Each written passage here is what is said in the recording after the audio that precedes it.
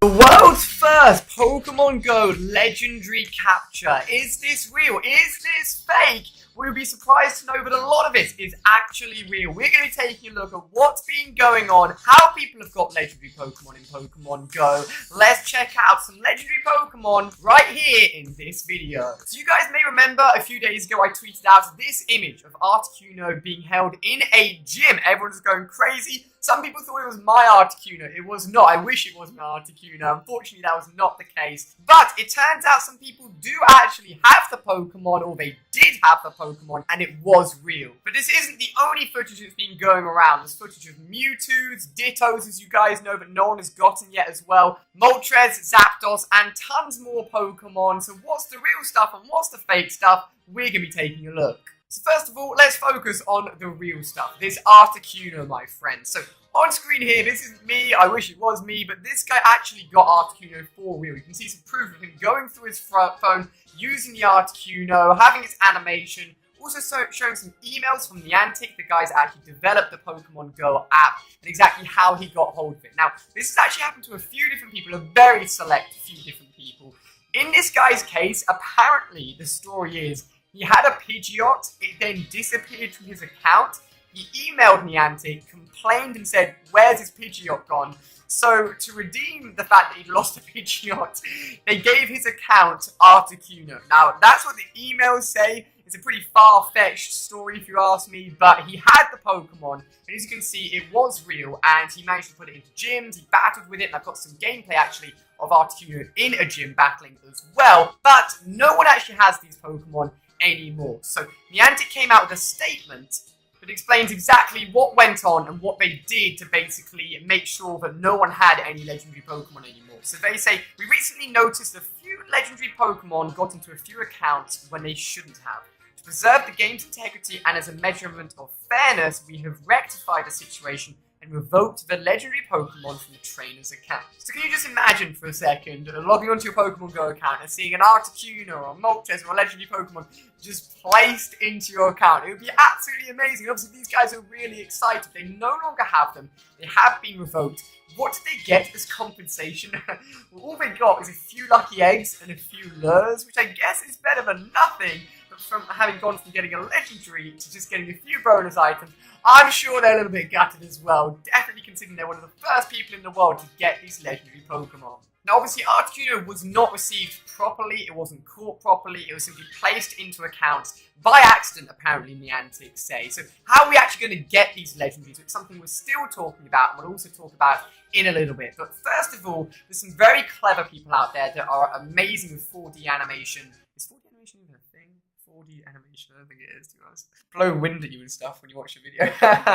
There's some very clever people out there which work very well with 3D animation, and they actually put videos together that show them capturing Mewtwo, throwing Pokeballs at it being added to the Pokedex. Unfortunately, the clips that you see here are all fake and are not real. However, a lot of the 3D items used to create the Pokemon have been taken from the in-game files within Pokemon Go, so it's a good idea of how these Pokemon will look when they're finally catchable, finally obtainable, and finally usable within Pokemon Go. Now, included in this fake list was not only Mewtwo, but also Ditto. We also have all of the legendary birds as well, on top of the Articuno, so that's Zapdos and Moltres. And on top of that, there's also some gameplay where users have managed to pull in the Pokemon into their Pokemon Go accounts and then go into gyms and battle people. And this gameplay includes Ditto battling, Articuno battling, Zapdos battling, and also Moltres battling as well. So all of them going at it, you can see their moves in action, how they're going to animate, how they're going to look, and you can actually see them taking on other Pokemon in a gym. So we take a look at this very rare footage, we actually get to see them battling out in a gym. We've got Articuno up first, then Moltres, and finally Zapdos. What I want to know from you guys is which of the 3 legendary birds would you most want to have? So leave it down below. We're going to be going over some of the CPs and the stats of these legendary birds in a bit, so you may want to check that out first before you leave a comment. But maybe straight off the bat, just let me know which one you prefer. I honestly would probably go with Zapdos, but they're all awesome. And here we get to see also their secondary moves in action as well.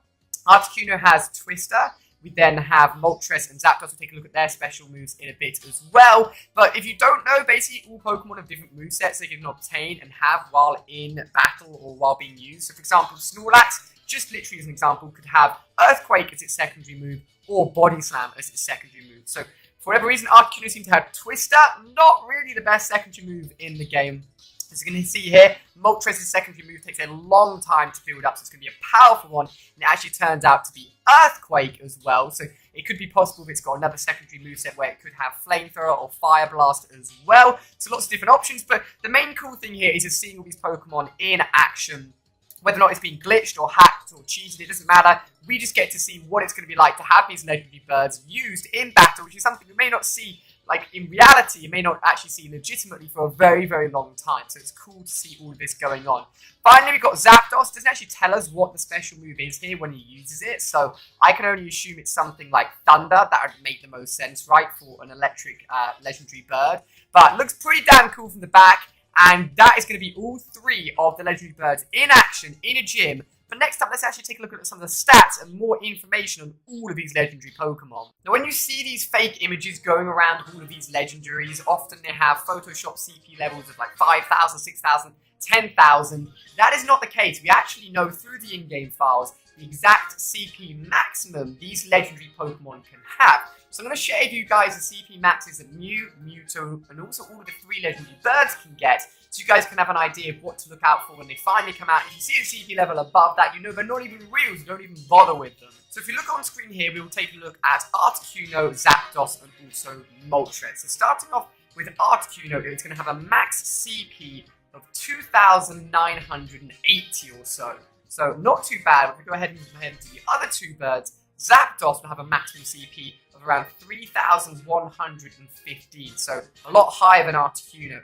Finally, Moltres with the highest CP maximum at 3,240. You can see we're going to see slightly different CP maximums for these legendary birds, just as we have with the normal Pokemon in-game as well. For example, a Dragonite is a really high maximum CP, but for example, like a Magikarp is going to have a really low maximum CP. So these legendary Pokemon are going to have some of the highest CPs in the game, but it's not going to be like 4, 5, 6, 10,000 as I said, so be wary of that. Now, however, if we take a look at Mew and Mewtwo, we're going to see some extremely high CP levels. For Mew, we have got around 3,300 as its maximum CP level, and then over for Mewtwo, 4,145, a huge CP level. In fact, I think it's the only Pokemon in the game that can go over the 4,000 CP number. So Mewtwo, when it's finally available somehow or someplace, we don't know yet, is going to be absolutely unreal, super strong, really good stats, and a CP of over 4,000. Now, the big question that keeps on coming up, probably the big question you guys are asking yourself, and you're probably talking about down below in the comment section, is how do these Pokemon actually become obtainable? When are we going to be able to get them?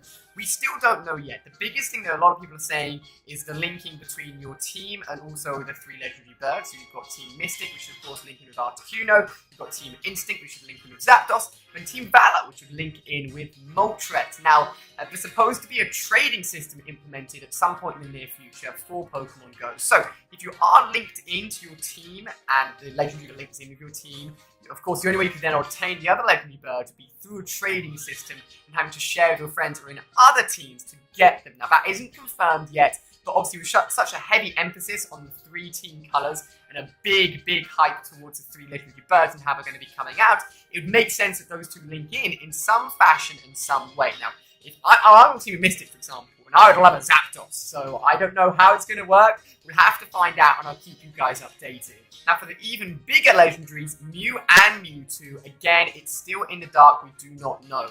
I'm not even sure if Niantic have a plan as to how they're going to release these Pokemon. So if we take a look at places like New York, Central Park, if a strong wild Pokemon appears, like a Dragonite or a Vaporeon, for example, happened recently, hundreds and hundreds, if not thousands of people will sprint to that spawn point. They will stop roads, they will stop cars to capture that Pokemon. It goes absolutely crazy. So if you imagine it just for a random Vaporeon spawn in the middle of Central Park, how on earth do they think they're going to be able to release legendaries at specific points. It'll be crazy, absolutely mental. They would shut down towns. It would be insane. Now, one theory that I've mentioned before when talking about Mewtwo is that only certain people that have completed a certain amount of number on their Pokedex will get access to these events, just to basically lower the numbers and lower the number of people that we go into these spots or trying to capture these rare Pokemon to make it as hard to get as possible, and of course keep the rarity for all these legendaries. Or they simply make it maybe a timed event where it doesn't matter where you are, as long as you've got an internet connection and access to your phone, you will have a chance to capture or come up against these legendaries and give them a shot at trying to capture them. So we'll have to find out how these legendaries will become obtainable, and I'll keep you guys updated. But for the moment, if you saw any of that Articuno footage